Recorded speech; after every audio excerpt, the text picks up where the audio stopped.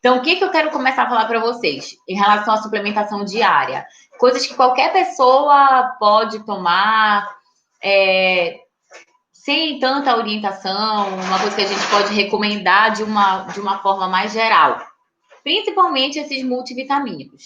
Então, de que forma, o que a gente tem que observar? Quando a alimentação não é uma alimentação adequada, a gente precisa suplementar. E essa suplementação, ela precisa de vitaminas e minerais. Vitaminas lipossolúveis, eu vou falar primeiro. O que são vitaminas lipossolúveis? São aquelas que são absorvidas de uma melhor forma na presença da gordura. São 4: a vitamina A, a vitamina D, a vitamina E e a vitamina K. Uma coisa que eu sempre falo para os pacientes para levar para a prática é assim: quando você tem uma deficiência de vitamina D, existe uma possibilidade muito grande de você também ter deficiência da vitamina A, da vitamina E e da vitamina K, porque elas geralmente estão presentes nos mesmos alimentos e também são absorvidas de uma forma semelhante, que é através do contato com a gordura, tá?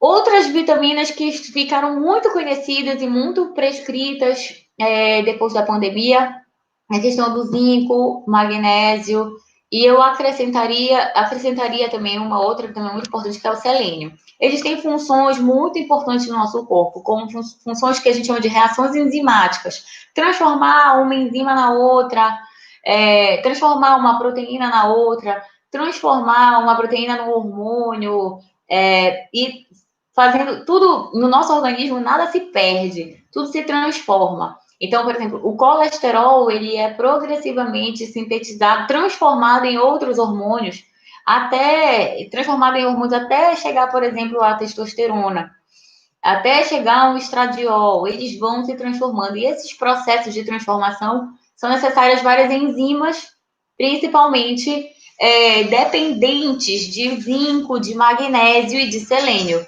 Quero falar para vocês também de algumas vitaminas importantes em relação ao complexo B, principalmente a vitamina B12 e o ácido fólico, tá? Que na verdade é o folato.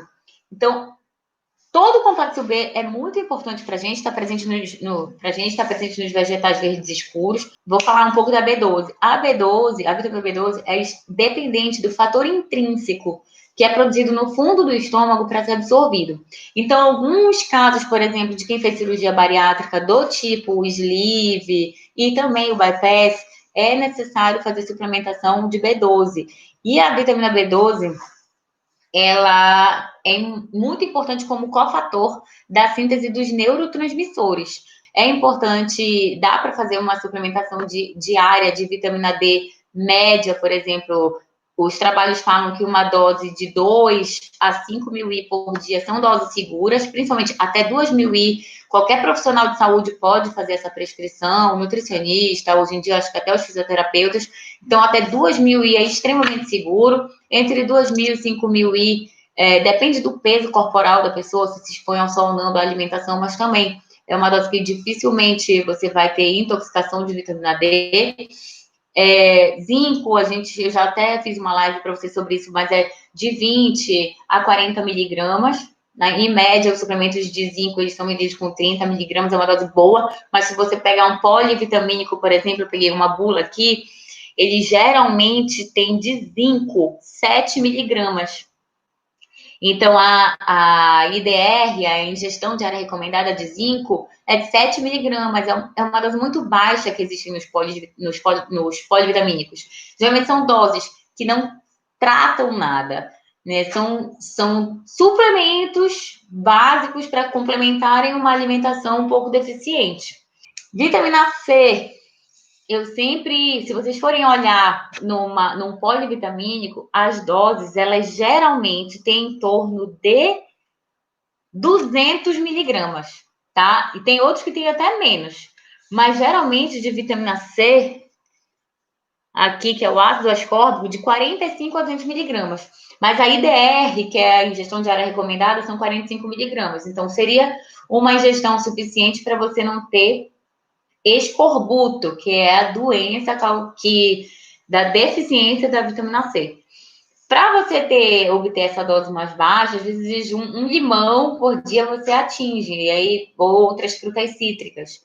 E aí você precisa às vezes suplementar quando você quer uma ação maior da vitamina C como antioxidante, como um cofator da síntese do colágeno, e aí aumenta as doses de vitamina C.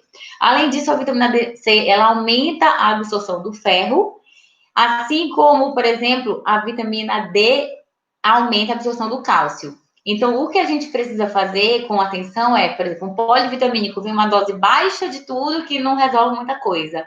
Então, por isso é bom o exame e o profissional que pode, de repente, manipular o melhor para você. Por exemplo, com as minhas grávidas, eu sempre separo a suplementação de ferro da suplementação de cálcio. Então, eu sempre falo de manhã para fazer o uso da suplementação de cálcio e da vitamina D, porque a vitamina D aumenta a absorção desse cálcio.